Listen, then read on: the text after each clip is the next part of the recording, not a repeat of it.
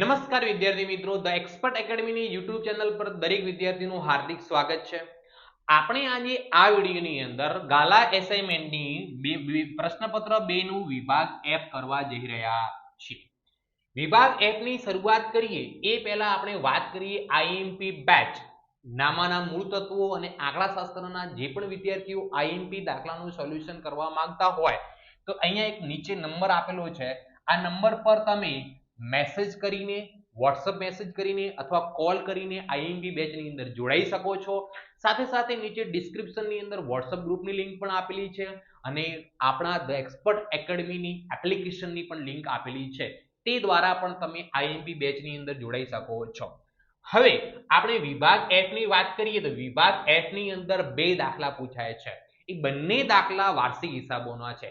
એક ભાગીદારી પેઢીનો વાર્ષિક હિસાબ અને બીજું કંપનીના વાર્ષિક હિસાબો છે. બંને દાખલા 11 ગુણના છે અને બંને દાખલા ગણવા કમ્પલસરી છે. અહીંયા ઓપ્શનમાં કંઈ નીકળશે નહીં, એ વસ્તુનું ખાસ ધ્યાન રાખવાનું છે. ચાલો 47 નંબરના દાખલાની વાત કરીએ. રાજા અને વજી 3:7 ના પ્રમાણમાં નફો નુકસાન વહેંચતા ભાગીદારો છે. તેમની પેઢીના નીચે આપેલા કાચા સરવૈયાને હવાલા ઉપરથી વેપાર ખાતું, નફા નુકસાન ખાતું, નફા નુકસાન ફાળવણી ખાતું, ભાગીદારોના ચાલુ ખાતા અને પાકું સરવૈયું તૈયાર કરો. અહીંયા દાખલામાં ચાલુ ખાતા આપેલા છે. એટલે ચાલુ ખાતા બનાવીશું અને મૂડી ખાતાની આપણે સીધી એન્ટ્રી પાકા સરવૈયામાં આપવામાં આવશે. સૌથી પહેલા આપણે હવાલાને નોંધ કરીએ. હવાલાની અંદર જુઓ, આખર સ્ટોકની કિંમત 28,600 છે, પરંતુ તેમાંથી 20% માલની બજાર કિંમત 10% કેવી છે? વધુ છે. હવે આખર સ્ટોકની અંદર જ્યારે આપણે વાર્ષિક હિસાબોનો દાખલા કરતા હોઈએ તો આખર સ્ટોકની જે કિંમત ઓછી હોય ને ધ્યાનમાં લેવામાં આવે, વધુ કિંમત ધ્યાનમાં લેવામાં આવતી નથી. તો અહીંયા 20%ની જે માલની બજાર કિંમત 10% વધુ છે એ ધ્યાનમાં લેવામાં નહીં આવે તો કઈ કિંમત ધ્યાનમાં લેવામાં આવશે? 28,600. આખર સ્ટોકની કિંમત કેટલી? 28,600. એની બે એન્ટ્રીમાં પહેલી એન્ટ્રી વેપાર ખાતામાં જમા બાજુ લખવામાં આવશે. આખર સ્ટોક કેટલા રૂપિયા છે? 28,600 રૂપિયા. એની બીજી નોંધ, પાકા સરવૈયામાં મિલકત લેણા બાજુ, પાકા સરવૈયામાં મિલકત લેણા બાજુ આખર સ્ટોક કેટલા રૂપિયા લખવામાં આવશે? 28,600 રૂપીસ. 28,600 રૂપિયા. ચલો બીજા નંબરના હવાલાની વાત કરીએ તો ભાગીદારોની મૂડી પર 5% વ્યાજ આપવાનું છે. તો જુઓ મૂડી કેટલી છે, તો આપણે મૂડી કઈ બાજુ આપેલી હોય? જમા બાકીમાં. મૂડી ખાતા રાજા અને વજીરના 30,000 અને 36,000 રૂપિયા. હવે દાખલાની અંદર અહીંયા ચાલુ ખાતા બનાવવાનું કહેલું છે અને ચાલુ ખાતા પણ તમને આપેલા છે. તો આ મૂડીની આપણે સીધી એન્ટ્રી ક્યાં કરીશું? પાકા સરવૈયામાં 30,000 ને 36,000 રૂપિયા. હે ને, પાકા સરવૈયામાં મૂડી ખાતામાં રાજાની કેટલી છે? 30,000 રૂપિયા.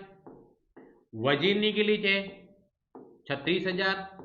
30 + 36 કરો એટલે ટોટલ જવાબ કેટલો આવશે? અહીંયા 66,000 રૂપિયા. 66,000 રૂપિયા. કેટલા રૂપિયા લખવામાં આવશે? 66,000 રૂપિયા. હવે જુઓ આ મૂડી પર કેટલા ટકા વ્યાજ ગણવાનું કહેલું છે? મૂડી પર આપણને 5% વ્યાજ આપવાનું કીધું છે. કેટલા ટકા? 5%. તો મૂડી પર વ્યાજ અહીંયા નહીં લખાય. વ્યાજ ક્યાં લખાશે? ચાલુ ખાતામાં. આ જમા છે તો ચાલુ ખાતામાં જમા થશે. તો ચાલુ ખાતું જુઓ, આપણે જોઈ લઈએ. ઓકે, આ રહ્યું આપણું ચાલુ ખાતું. ભાગીદારોના મૂડી ખાતાની જગ્યાએ શું લખવામાં આવશે? અહીંયા ચાલુ ખાતા. ભાગીદારોના નામ શું છે?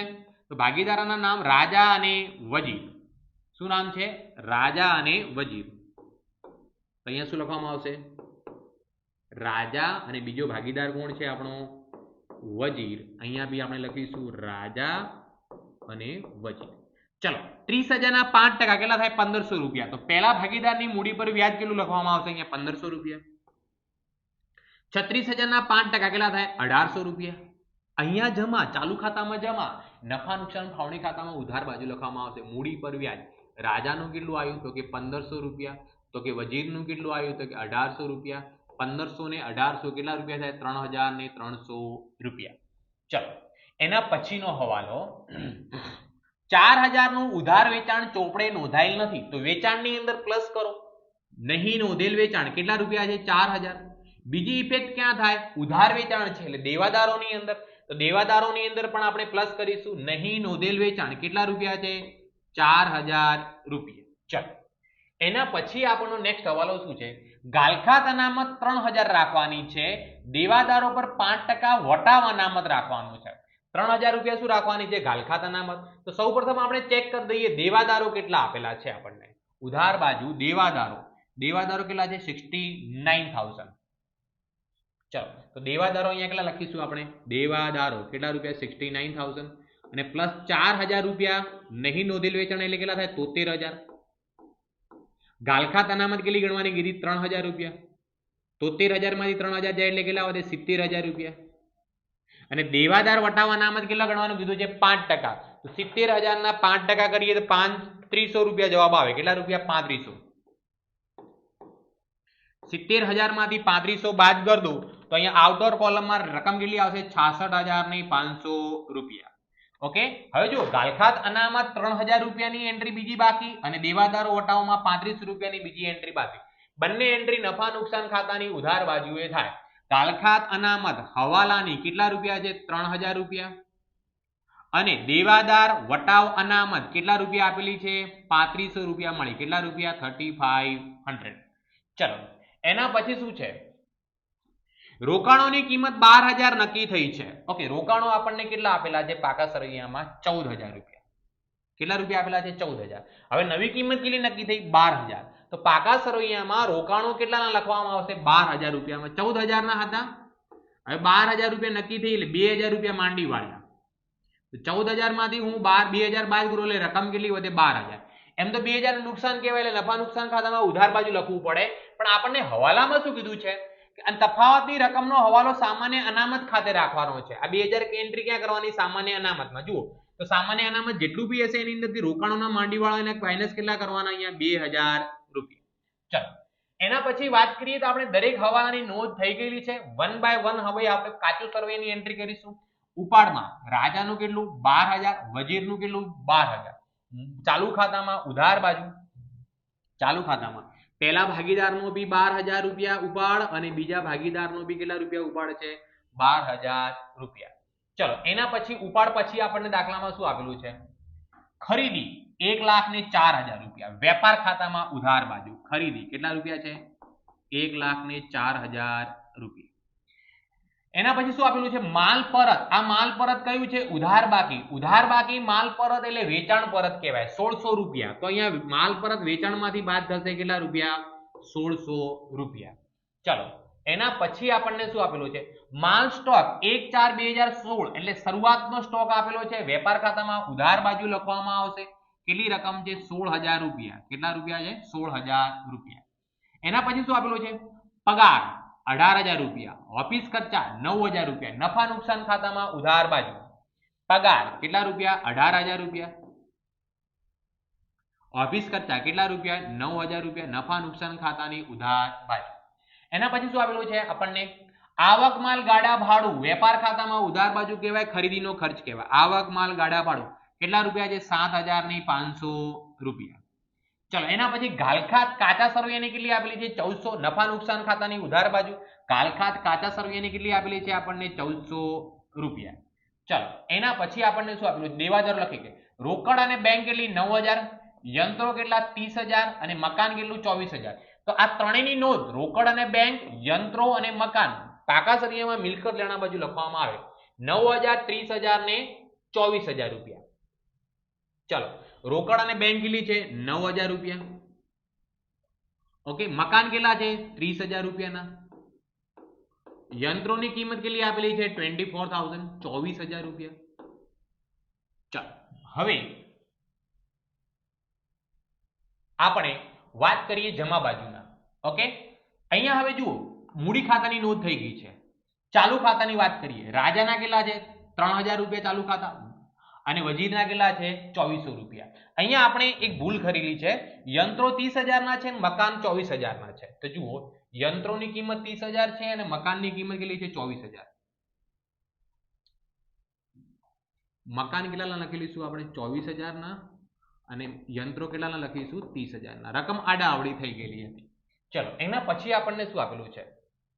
મૂડી ખાતા લખાઈ ગયા. ચાલુ ખાતા રાજાના 3,000, વજીરના 2,400. જમા બાકી છે. ચાલુ ખાતામાં જમા બાજુ 3,000 ને 2,400 રૂપિયા. ચાલુ ખાતામાં બાકી આગળ લાગ્યા. પહેલા ભાગીદારના કેટલા? 3,000 રૂપિયા. બીજા ભાગીદારના જમા બાજુ કેટલા રૂપિયા લખવામાં આવશે? 2,400 રૂપિયા. ચલો એના પછી આપણને શું આપેલું છે? ચલો વેચાણ 1,84,000 રૂપિયા. વેપાર ખાતામાં 1,00,000 ને કેટલા રૂપિયા? 84,000. હવે જુઓ 1,84,000 માં આપણે 4,000 રૂપિયા પ્લસ કરવાના છે નહીં નોંધેલ ખરીદી, અને એની અંદરથી 1600 રૂપિયા બાદ કરીશું માલ પરતના, એટલે 1,86,400 રૂપિયા, 1,86,400 રૂપિયા વધે. એના પછી શું આપેલું છે? વેચાણ પછી માલ પરત જમા બાકી એટલે ખરીદ પરત કહેવાય. કેટલા રૂપિયા? 1200 રૂપિયા. તો અહીંયા ખરીદીમાંથી માલ પરત બાદ કરીશું કેટલા રૂપિયા? 1200, 1,03,000 એટલે 1,02,800 રૂપિયા વધે. ચાલો, એના પછી આપણને ગાલખાત અનામત કેટલી આપેલી? કાચા સરવૈયાની 6,000 રૂપિયા. તો અહીંયા ગાલખાત અનામત, નફા નુકસાન ખાતાની ગાલખાત અનામત કાચા સરવૈયામાં લખીશું કેટલા રૂપિયા? 6,000. હવે આપણે સરવાળો કરવા જઈએ, આ બંનેનો સરવાળામાંથી આપણે 6,000 શું કરવાનો હોય? બાદ. તો જુઓ અહીંયા 1400 + 3,000 માઇનસ, સોરી 1400 + 3,000 માઇનસ કેટલા કરવાના? 6,000. એટલે જવાબ માઇનસમાં આવે છે. જવાબ માઇનસમાં કેટલો આવે છે? 1600 રૂપિયા. હવે અહીંયા જવાબ માઇનસમાં આવતો ને સામેની બાજુ લઈ જવાનું, એટલે ગાલખાત સામે લઈ ગયા 1600 રૂપિયા, ગાલખાત અનામત સામેથી લાવ્યા કેટલા રૂપિયા લખવાની? 1600 રૂપિયા. જવાબ માઇનસમાં આવે છે તો ઓપોઝિટ સાઈડ જતું રહે. ચલો, એના પછી બેંક લોન 17,500, લેણદારો 37,800, 17,500 37,800, 17,500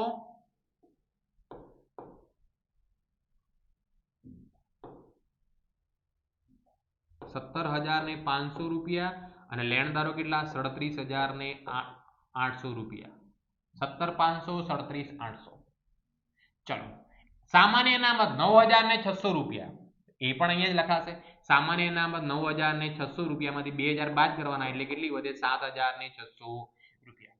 ઓકે, ચલો હવે આપણે ચેક કરી દઈએ, કોઈ એન્ટ્રી બાકી નથી. હવે ફક્ત શું કરવાનું છે? સરવાળો. સરવાળામાં સૌથી પહેલા શરૂઆત ક્યાંથી થશે? વેપાર ખાતાની અંદરથી. તો વેપાર ખાતાનો જમા બાજુનો સરવાળો પહેલા 1,86,400 વત્તા 28,600, એટલે આનો સરવાળો થાય છે 2,15,000 રૂપિયા. આ બાજુ કેટલા લખીશું? 2,15,000. 2,15,000 માંથી આપણે બધા ખર્ચા શું કરી દેવાના છે? બાદ. તો બધા ખર્ચામાં પહેલી માલનો સ્ટોક, શરૂઆતનો સ્ટોક 16,000 માઇનસ ખરીદીમાં 1,02,800 માઇનસ 7,500 કરું એટલે જવાબ આવે 88,700. કાચો નફો કેટલા રૂપિયા? 88,700 રૂપિયા. અહીંયા ઉધાર છે, નફા નુકસાન ખાતામાં જમા લખવામાં આવશે 88,700 રૂપિયા, 88,700 પ્લસ કેટલા છે? 1600 રૂપિયા ગાલખાત અનામતના સામેથી લાયા, એટલે નફા નુકસાન ખાતામાં જમા બાજુનો સરવાળો કેટલો થાય છે? 90,300 રૂપિયા. અને 90,300 માંથી આપણે ઉધાર બાજુની બધી એન્ટ્રી બાદ કરીએ. પહેલી એન્ટ્રી 18,000 ની, બીજી એન્ટ્રી 9,000 ની, ત્રીજી એન્ટ્રી 3500 ની, એટલે આપણો ચોખ્ખો નફો વધે છે 59,800 રૂપિયા. 59,800. આ નફો ક્યાં ટ્રાન્સફર થાય? નફા નુકસાન ફાળવણી ખાતામાં. અહીંયા ઉધાર છે 59,800, તો અહીંયા જમા થશે ચોખ્ખો નફો કેટલા રૂપિયા? 59,800. તો અહીંયા જમા બાજુ કોઈ એન્ટ્રી છે નહીં, એટલે પૂરી લખાશે 59,800. આ બાજુ કેટલા લખીશું? 59,800. 59,800 માંથી આપણે 3300 શું કરી દેવાના છે? બાદ. એટલે વેચણી પાત્ર નફો કેટલો વધે છે આપણો? 56,500 રૂપિયા. આ ભાગીદારો વચ્ચે નફા નુકસાનના પ્રમાણ વેચી દેવાના. દાખલામાં નફા નુકસાનનું પ્રમાણ કયું આપેલું છે? 3/7. કેટલા રૂપિયા આપેલું છે? 3/7. તો આને 3/7 ના પ્રમાણમાં વેચવું હોય તો ભાગ્યા 10 કરવું, અને ગુણ્યા પહેલા ભાગીદારનો 3 છે એટલે 16,950 રૂપિયા. પહેલા ભાગીદારના કેટલા આવે? 16,950, અને બીજા ભાગીદારના ભાગે કેટલા આવશે? 39,550 રૂપિયા.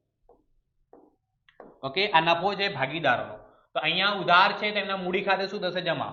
16,950 રૂપિયા પહેલા ભાગીદારના, 16,950 રૂપિયા રાજાના, અને વજીરના કેટલા છે? 39,550 રૂપિયા. હવે ચાલુ ખાતાનો સરવાળો સૌથી પહેલા રાજાનો લઈએ. તો રાજાની અંદર જુઓ, પહેલી એન્ટ્રી કેટલી છે? 3,000 વત્તા બીજી એન્ટ્રી 1,500 ની, અને ત્રીજી કેટલી? 16,950, એટલે સરવાળો કેટલો થાય છે? 21,450 રૂપિયા. 21,450.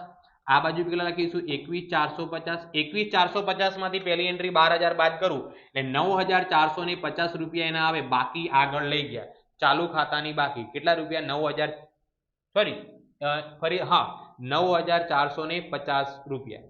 ફરીથી આપણે એક વખત ટોટલ કરી દઈએ રાજાનો. 3,000, 1,500, 16,950, ને 21,450 માંથી 12,000 બાદ કરું એટલે 9,450. વજીરનો સરવાળો 2400 એન્ટ્રી 1,800, 39,550, 39,550. આનો સરવાળો થાય 43,750 રૂપિયા. 43,750. 43,750 માંથી 12,000 ઉપાડ બાદ કરીએ તો આની રકમ કેટલી આવે? 31,750 રૂપિયા. કેટલા રૂપિયા આવશે? 31,750. ઓકે, આ બંને એન્ટ્રી ક્યાં લખાશે હવે? પાકા સરવૈયામાં. 9450 ચાલુ ખાતાના, તો રાજાના ચાલુ ખાતાના કેટલા આયા? 9450 અને વજીરના કેટલા આયા? 31750. આ બંનેનો સરવાળો કરીને 12 લખીશું આપણે, વત્તા 9450 કરું તો આ બંને સરવાળો 41200 રૂપિયા થાય. હવે મૂડી દેવા બાજુનો સરવાળો 41200 પ્લસ 66000 પ્લસ 7600 વત્તા 17500 વત્તા 37800. પાકા સરવૈયાનો સરવાળો થાય 1,70,100 રૂપિયા. 1,70,100 રૂપિયા. ઓકે, મિલકત લેણા બાજુ 24,000 30,000 12,000 28,600 66,500 અને કેટલા રૂપિયા? 9,000. 1,70,100 રૂપિયા. બંને બાજુનો સરવાળો સરખો થાય એટલે આપણા 11 ગુણ પાકા. ચલો, હવે ભાગીદારોના વાર્ષિક હિસાબો થઈ ગયા. હવે કંપનીના વાર્ષિક હિસાબો. ઓકે, નીચેની બાકીઓ શ્રી જી લિમિટેડના ચોપડાઓમાંથી લેવામાં આવેલી છે. બાકીઓ આપણને આપેલી છે. આ બાકીઓ પરથી 31 માર્ચ 2024 ના રોજનું પાકું સરવૈયું કંપની ધારા 2013 ના પરિશિષ્ટ 3 મુજબ તૈયાર કરો. તો અહીંયા ફક્ત આપણે પાકું સરવૈયું તૈયાર કરવાનું છે, નફા નુકસાનનું પત્રક બનાવવાનું નથી. સૌથી પહેલા આપણને આપેલું છે મળવાનું બાકી કમિશન 20,000 રૂપિયા મળવાનું બાકી છે, એટલે મિલકતમાં આવશે. ક્યાં આવશે? મિલકતમાં. પણ ચાલુ મિલકતમાં આવશે, હે ને? અન્ય ચાલુ મિલકતોની અંદર કેટલા રૂપિયા છે? 20,000 રૂપિયા. અન્ય ચાલુ મિલકતોની અંદર કેટલા રૂપિયા લખવામાં આવશે? 20,000 રૂપિયા મળવાની બાકી આવક. ચલો, જમીન મકાન મિલકત કહેવાય. બિન ચાલુ મિલકતોમાં દ્રશ્ય મિલકત કેટલા રૂપિયા આપેલી છે? 10 લાખ રૂપિયા. ચલો, એના પછી આપણને શું આપેલું છે? ઇક્વિટી શેર મૂડી. તો ઇક્વિટીને જવાબદારી બાજુ, ઇક્વિટીને જવાબદારી બાજુ શેર હોલ્ડરના ભંડોળમાં શેર મૂડી કેટલા રૂપિયા લખવામાં આવશે? 10 લાખ રૂપિયા. ચલો, એના પછી શું આપેલું છે? બેંક સિલક 45,000 રૂપિયા રોકડ અને રોકડ સમકક્ષમાં લખાય. ચાલુ મિલકતોમાં 45,000 રૂપિયા 45,000 રૂપીસ. ફોર્મેટ તમને આવડવું જોઈએ, આ દાખલો આ ચેપ્ટર આવડી જાય. સામાન્ય અનામત, અનામતો અને વધારોમાં 20,000 રૂપિયા. અનામતો અને વધારોમાં કેટલા રૂપિયા લખવામાં આવશે? 20,000 રૂપીસ, 20,000 રૂપિયા. ચલો, એના પછી આખર સ્ટોક માલ સામગ્રી કહેવાય. ચાલુ મિલકતોમાં, ચાલુ મિલકતોમાં કેટલા રૂપિયા છે? 1,80,000 રૂપિયા. આખર સ્ટોક કેટલા રૂપિયા છે? 1,80,000 રૂપિયા. લેણદારો વેપારી દેવા કહેવાય 4 લાખ રૂપિયા. ચાલુ જવાબદારીમાં વેપારી દેવા કેટલા રૂપિયા લખવામાં આવશે? અહીંયા 4 લાખ રૂપિયા. ચલો, એના પછી શું આપેલું છે? દેવાદારો વેપારી લેણા કહેવાય 2,30,000 મિલકત બાજુ. વેપારી લેણા કેટલા રૂપિયા છે? 2,30,000 રૂપિયા. ચલો, એના પછી શું આપેલું છે? 10% ડિબેન્ચર કેટલા છે? 1,30,000 નું દેવું કહેવાય. લાંબા ગાળાના ઉછીના નાણાં 1,30,000 રૂપિયા. લાંબા ગાળાના ઉછીના નાણાં 1,30,000 રૂપિયા. ચલો, એના પછી શું આપેલું છે? ડિબેન્ચર પરત નિધિના રોકાણો કેટલા આપેલા છે? 30,000. એ આપણા રોકાણો કહેવામાં આવે ને બિન ચાલુ રોકાણોમાં આવે. ક્યાં આવે? બિન ચાલુ રોકાણોમાં 30,000 રૂપિયા મિલકતો બાજુ. ચલો, એના પછી કસ્ટમ ડિપોઝિટ 1,25,000. એ પણ આપણી મિલકત કહેવાય, પણ કઈ મિલકત કહેવાશે? લાંબા ગાળાની લોન અને ધિરાણની અંદર 1,25,000. 1,25,000 રૂપિયા લાંબા ગાળાની લોન અને ધિરાણની અંદર લખવામાં, સોરી 1 મિનિટ, અહીંયા લખવામાં નહીં આવે. આને લખવામાં ક્યાં આવશે? ઓકે, અહીંયા જ આવશે, હે ને? લાંબા ગાળાની લોન અને ધિરાણ. એના પછી ગ્રેજ્યુટી ફંડ કેટલા રૂપિયા છે? 20,000. એ આપણું દેવું કહેવાય. શું કહેવાય? દેવું. તો ગ્રેજ્યુટી ફંડ ક્યાં લખવામાં આવશે? આપણી અન્ય લાંબા ગાળાની ગ્રેજ્યુટી ફંડ આપણે લાંબા ગાળાની જોગવાઈઓની અંદર, લાંબા ગાળાની જોગવાઈઓની અંદર લખવામાં આવશે ગ્રેજ્યુટી ફંડ 20,000 રૂપિયા. અને છેલ્લે શું આપેલું છે? કરવેરાની જોગવાઈ 60,000 રૂપિયા ટૂંકા ગાળાની જોગવાઈમાં. 60,000 રૂપિયા ટૂંકા ગાળાની જોગવાઈમાં. હવે ફક્ત આપણે શું કરવાનું છે? TOTAL total. તો અહીંયા 3 હેડિંગ પડે છે. તો પહેલા હેડિંગનો સરવાળો કેટલો થાય છે? શેર હોલ્ડરોનો 10,20,000. એના પછી આપણે બિનચાલુ જવાબદારીમાં બે એન્ટ્રી 1,50,000 રૂપિયા. ચાલુ જવાબદારીમાં બે એન્ટ્રી કેટલી થાય? 4,60,000 રૂપિયા. હવે આ ત્રણેયનો સરવાળો કરીએ આપણે. પહેલી એન્ટ્રી કેટલી છે? 10,20,000 પ્લસ 1,50,000 વત્તા 4,60,000. આનો સરવાળો થાય છે 16,30,000 રૂપિયા. ઇક્વિટી જવાબદારી બાજુ કેટલું થાય? 16,30,000. તો મિલકતો બાજુ બી એટલો થવો જોઈએ. મિલકતોમાં બે હેડિંગ, બિનચાલુ મિલકતો અને ચાલુ મિલકતો. બિનચાલુ મિલકત ત્રણ એન્ટ્રી છે. પહેલી એન્ટ્રી 10 લાખ પ્લસ 30,000 પ્લસ 1,25,000 રૂપિયા. તો આનો સરવાળો કેટલો થાય છે? 11,55,000 રૂપિયા. ચલો હવે ચાલુ મિલકતોનો સરવાળો 1,80, 2,30,000, 45,000 અને છેલ્લી એન્ટ્રી 20,000, 4,75,000 રૂપિયા. હવે આ બંનેનો સરવાળો કરીએ પ્લસ 11,55,000 રૂપિયા તો 16,30,000 રૂપિયા. 16,30,000. તો અહીંયા વિભાગ F નું સોલ્યુશન પૂરું થઈ ગયેલું છે. હવે મળીશું આપણે નેક્સ્ટ વિડીયોની અંદર નેક્સ્ટ વિભાગ સાથે. ધન્યવાદ.